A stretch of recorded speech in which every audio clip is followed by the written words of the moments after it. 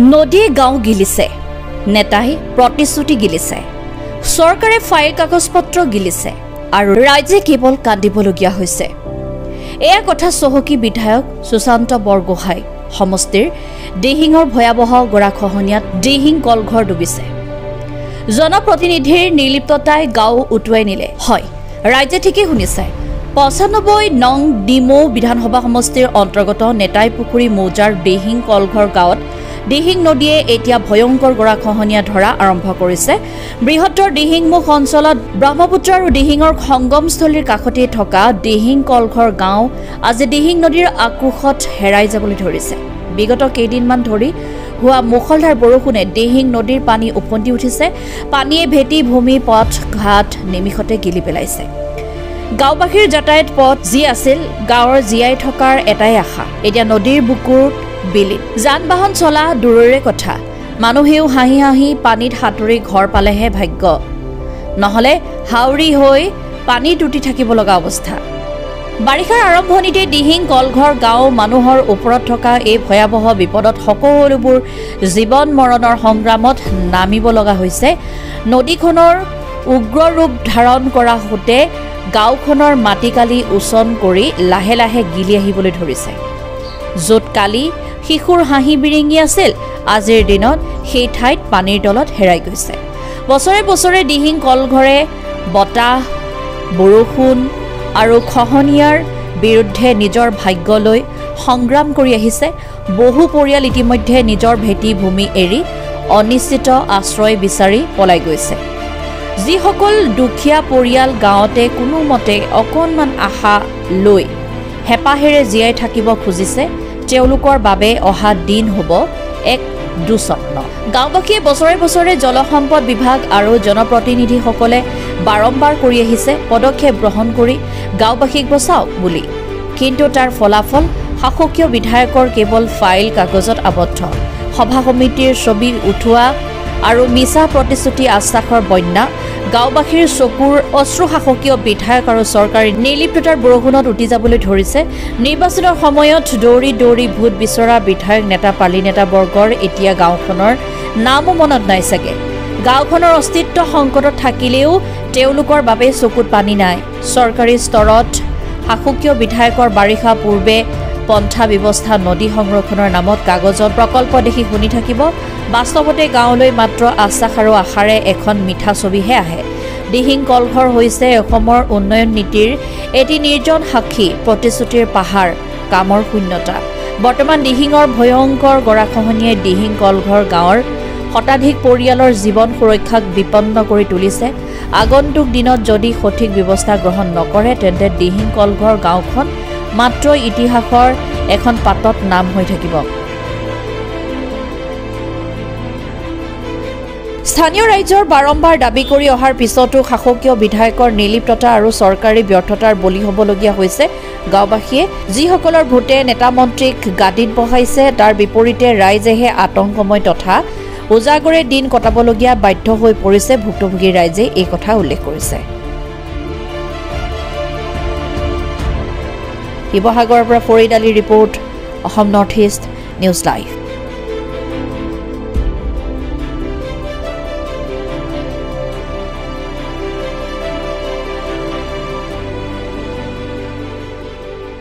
কিমান গৰাখহনীয়া দেখিছে নহয়, কিমান অসুবিধা।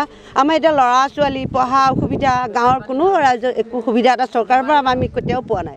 একদম আমাৰ আগফালে দেখি আৰু আগলৈ গ'লে দেখি পাব আমাৰ একদম অৱস্থা কাহিল, যিটো ৰূপ লৈ আছে নহয়, আপুনি দেখিলে ভয় লাগিব। আৰু ধৰি লওক আমাৰ ঘৰৰ মতা মানুহজনো অসুবিধা, কেতিয়াবা মেডিকেল নিম গ'লেও নোৱাৰা হৈ আছোঁ, ইমানেই অসুবিধা। বেমাৰ হয়, যাতায়াত একেবাৰে অসুবিধা আমাৰ। কিমানকৈ আমি কষ্ট, কেতিয়াবা ৰাতি, এতিয়াতো আজি ৰাতি যোৱা ৰাতি আমি খোৱাই নাই, আমি ৰাতি খোৱাই নাই। আজি ইমানো ভয়ানক হৈছে, মানে কেনিও ওলাব নোৱাৰা হৈছোঁ, ধৰি লওক কেনেও যাব নোৱাৰা হৈছোঁ। এনেকুৱা ধুমুহা বতাহ একদম মাটি গৰা হয় হয়। আমাৰ একো অস্থায়ী, আমি একো অস্থায়ী, আমাৰ নোৱাৰে একো নোৱাৰে। আমাৰ 125 ঘৰমান বেছি আছে ইয়াত, মিচিং দাস আমি মিলি কৰি আমাৰ গোটেই গাঁও আছে, আপুনি চাই আহিব পাৰিব এতিয়া। আপোনালোকে গৈ চাবগৈ পাৰিব। এটা অহা যোৱাৰ কোনো নাই আমাৰ একো সুবিধা নাই পোৱা। আমাৰ এতিয়া ধৰি লওক সৰু বাচ্চা আছে, নাতি নতিনা আছে, স্কুল যাবলৈ এতিয়া নাই, সতি বন্ধ কৰি থৈছোঁ আমি। এনেকুৱা ৰাস্তাত আমি কেনেকৈ পঠিয়াম ল'ৰা ছোৱালী? ধৰি লওক যাবলৈ অসুবিধা। আপুনি আগলৈ গ'লে দেখিব এতিয়া আমাৰ কেনেকুৱা অসুবিধা পজিশ্যনত আছোঁ আপোনালোকে দেখি। কি গাঁও এখন কি গাঁও দিহিং কলগড় কি হৈছে এতিয়া সমস্যাটো কি হৈছে? আমাৰ সমস্যা কি হৈছে এতিয়া গৰাই সহায় লৈ গ'লে দেখিছে আপোনালোকে আমাৰ ল'ৰা ছোৱালী স্কুল নিব পৰা নাই, যাব পৰা নাই। মুখ্যমন্ত্ৰীবিলাকে আমাক কি উপায় দিব পাৰে? আমাক যাতায়াত সম্পূৰ্ণৰূপে বন্ধ হৈ যাতায়াত বন্ধ। এতিয়া অসুখ, এতিয়া ঘপকৈ মানুহ এজনীকে মেডিকেল নিব লাগে বুলি ক'লে আমি গাড়ী এখন নিব নোৱাৰোঁ। কেলৈ এইডোখৰ যদি আমি ওলাব নোৱাৰোঁ গাড়ীখন কেনেকৈ নিম? তাকে এতিয়া আপোনালোকে কি পাৰে। এডোখৰ দিহিং কলঘৰ, ঐতিহাসিক দিহিং কলঘৰ। আচলতে এই দিহিং নদীয়ে আমাৰ ইতিমধ্যে আমাৰ যিটো যাতায়াতৰ ব্যৱস্থা সমগ্ৰ যিটো আমাৰ গাঁওবাসীৰ যিটো এতিয়া ভুক্তভোগী হৈছে। প্ৰথম কথা হৈছে যাতায়াতৰ আমাৰ ব্যৱস্থাটো একেবাৰে ব্যাহত হৈ গৈছে, আপোনালোকে নিশ্চয় দেখিছেই। গতিকে আমি আপোনালোকৰ চেনেলৰ মাধ্যমে আমাৰ স্থানীয় বিধায়ক মহোদয় লগতে আমাৰ জলসম্পদ বিভাগৰ দায়িত্বত থকা শ্ৰদ্ধাৰ মন্ত্ৰী ডাঙৰীয়া পীযুষ হাজৰিকা ডাঙৰীয়াক আমি আপোনালোকৰ চেনেলৰ মাধ্যমে অনুৰোধ কৰিছোঁ আমাক যাতে এই সমস্যাটো তাৎক্ষণিকভাৱে সমাধান কৰি আমাক সকলোৰে বাবে যাতায়াতৰ ব্যৱস্থাটো সুচল কৰি দিয়ে। লগতে আপোনালোকে জানেই আচলতে এইটো ৰাস্তাই দিয়ে 211 নং দিহিং কলঘৰ প্ৰাথমিক বিদ্যালয়লৈ সমূহ ছাত্ৰ ছাত্ৰীসকলে অহা যোৱা কৰে। গতিকে এইটো এজাক মুষলধাৰ বৰষুণত এনেকুৱা অৱস্থা হৈ যোৱাৰ পাছত তেওঁলোকৰ যিটো স্কুলৰ যিটো দৈনন্দিন পাঠদান কৰিব যাবৰ বাবে শিক্ষক লগতে ছাত্ৰ ছাত্ৰীসকলেও বহুতো সমস্যা পৰিছে, সেইটো আপোনালোকে জানেই। গতিকে আমি অনুৰোধ কৰিছোঁ মাননীয় বিধায়ক মহোদয় আৰু আমাৰ জলসম্পদ বিভাগৰ দায়িত্বত থকা শ্ৰদ্ধাৰ মন্ত্ৰী পীযুষ হাজৰিকা ডাঙৰীয়াক আমি তাৎক্ষণিকভাৱে সমস্যাটো সমাধান কৰি দিবৰ বাবে সমূহ দিহিং কলঘৰ গাঁওবাসীৰ হৈ অনুৰোধ জনাইছোঁ। ধন্যবাদ। মই দিহিং কলঘৰ গাঁৱৰ গাঁও প্ৰধান নগেন তাও। আপোনালোকে ইতিমধ্যে দেখিছে এই আমাৰ যিডোখৰত খহনীয়া আপোনালোকৰ দৃষ্টিগোচৰ হৈছে, এই খহনীয়াটো আচলতে আজি 2 বছৰ আগতো এবাৰ ঠিক এনেধৰণৰ পৰিস্থিতি এটা উদ্ভৱ হৈছিল। কিন্তু আমি উপায়ন্তৰ হৈ গাঁৱৰ ৰাইজে চান্দা সংগ্ৰহ কৰি শ্ৰমদান কৰি পেলাই এই পথছোৱা প্ৰায় 30 মিটাৰমান হ'ব আমি নিজে মেৰামতি কৰি লৈছিলোঁ, যাৰ ফলত আজি 2-3 বছৰে আমি সুচলভাৱে যাতায়াত কৰি আছিলোঁ। কিন্তু দুৰ্ভাগ্যবশতঃ যোৱা ৰাতিৰ যি মুষলধাৰ বৰষুণ, নিশাৰ ভিতৰতে বৰষুণৰ পানীয়ে এই ঠাইডোখৰ আমি যি মেৰামতি কৰা ঠাইডোখৰ পানীয়ে উটুৱাই লৈ যোৱাৰ ফলত আমাৰ দিহিং কলঘৰ গাঁৱৰ প্ৰায় 4 ভাগৰ 3 ভাগ মানুহ ইতিমধ্যে আমি বহিৰাজ্যৰ পৰা বিচ্ছিন্ন হৈ আছোঁ। আমাৰ সকলো ৰাইজৰ গাড়ী মটৰচাইকেল ইত্যাদি চব এই খহনীয়াৰ ইপাৰে আমি আবদ্ধ হৈ আছোঁ। কাজেই আমি ইতিমধ্যে আজি মই গাঁও প্ৰধান হিচাপে স্থানীয় প্ৰশাসন তথা জলসম্পদ বিভাগকো মই দৃষ্টিগোচৰ কৰিলোঁ। জানিব পাৰিছোঁ তেওঁলোক ইতিমধ্যে কিছু সময়ৰ পিছতে ইয়াত আহি উপস্থিত হ'ব। নিশ্চয় আশা ৰাখিছোঁ আমি ইয়াৰ এটা উপায় আমি পাম বুলি আশা ৰাখিছোঁ এতিয়ালৈকে। অৱশ্যে আমি এতিয়াই থিৰাংকৈ ক'ব নোৱাৰোঁ, তেওঁলোকৰ লগত আমাৰ যোগাযোগ আছে। কিন্তু কথা হ'ল কি, এই সমস্যাটো সম্পৰ্কে আমি বিভিন্ন সময়ত আমাৰ স্থানীয় বিধায়ক মহোদয়ক আমি বহুতবাৰ দৃষ্টিগোচৰ কৰিছোঁ। অন্ততঃ আমাৰ ইয়াত পাৰ্কোপায়নৰ ব্যৱস্থাটো কৰি দিলেও সামূহিকভাৱে আমাৰ এই সমস্যাটো সমাধান হয়। তেখেত আমাক বহু সময়ত কথাও দিছে, কিন্তু আজিৰ প্ৰতি কামটো হৈ উঠা নাই।